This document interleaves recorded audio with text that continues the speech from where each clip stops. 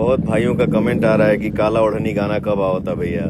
आप लोग के आशीर्वाद बरसत रहे, गाना तो आवते रहे। नमस्ते प्रणाम, कैसे हैं आप सब। मैं हूं आपका भाई कुंदन। पवन सिंह के फर्स्ट पोस्टर आते ही सोशल मीडिया पर हड़कंप मच गई। सब सिंगर ये सोचे लगन आखिर पवन सिंह ऐसा का लाओ कि खाली सोशल मीडिया पर पवन सिंह के बात चलता। तो हम कहनी भाई पवन सिंह तूफान लेके आओ और उनकर तूफान में सबको उधिया जी हाँ दोस्तों, पावर स्टार पवन सिंह के बहुत ही खतरनाक एगो गाना होता है, जो गाना का नाम है काला ओढ़नी। और ये गाना के पवन सिंह बहुत पहले अनाउंस के लिए गाना आई, लेकिन अब जाके गाना शूट हो गई बा और तबाही लेके आओ पवन सिंह। जबरदस्त लुक लगता और गाना में इतना खतरनाक वीएफएक्स यूज कर बा। एक पिछला के वीडियो पवन सिंह की गाना में हेलीकॉप्टर दिखाओ गाड़ी दिखाओ तो एक्शन दिखाओ तो भाई जबरदस्त गाना एक पीस बा। भोजपुरी इंडस्ट्री में गाना रिकॉर्ड पर रिकॉर्ड तोरी। और गाना में फीमेल गायिका बड़ी भोजपुरी इंडस्ट्री की शेरनी है शिल्पी राज। पवन सिंह खुद कहले बा शिल्पी राज की तू बहुत दिन तक बजबू, तार आवाज में दम बा, तार आवाज में माटीपन बा। और गाना भाई जबरदस्त बा। काला ओढ़नी एक पीस गाना पवन सिंह लाओ तो अब बेसब्री से बहुत पब्लिक गाना के इंतजार भी करता। जबरदस्त गाना बा। और गाना के लिखे प्रिंस प्रियदर्शी और म्यूजिक कंपोज कर बड़े प्रियांशु सिंह। प्रियांशु सिंह भाई एक पीस म्यूजिक कंपोज करलन। प्रिंस प्रियदर्शी भी बेहतरीन गाना लिखेलन।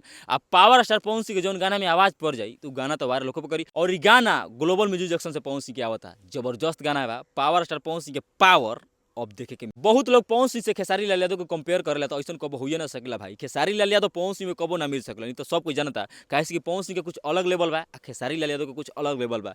कंपेयर मत करो लोग। काहे कि पवन सिंह भोजपुरी इंडस्ट्री के कार्ता धारता हवन भाई। जबरदस्त गाना लेके आवतन। आई लकीर पर सब कोई रहेंगी। काहे कि जो काला ओढ़नी पवन सिंह लेके आवतन जबरदस्त गाना बा। और ई गाना में फीचरिंग कइले बड़ी क्वीन सालनी। इनकर आधा एक्सप्रेशन के लोग तो दीवाना भइले बा। आज जब पवन सिंह के साथे नजर आई हन तो के ना दीवाना होई भाई। केहू के भी पवन सिंह फेमस कर सकेलन। कोई भी इनकर साथ एक बार काम कर लेलस तो सोचो कि वायरल हो। ओकरा के काम हरा हर मिलता। कोनो ओकरा खातिर दीवार खुला बा। पवन सिंह के खाली कबार सर पे हाथ रही तो आ पावर स्टार पवन सिंह के जब ही गाना में आई नू तो कोई ना टिक पाई। बहुत लोग चिल्लाता कि हमार गाना बजाता होता ना, तो हमार गाना बजाता होता ना।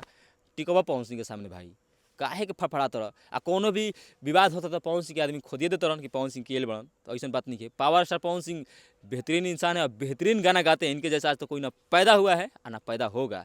पवन सिंह सिर्फ एक ही है, वो भी हमारे बिहार के शेर पावर स्टार पवन सिंह। और सबसे पहले के गाना के बेसब्री से इंतजार करता काला ओढ़नी तबाही लेके आओ तुरंत। एगो कमेंट जरूर करी।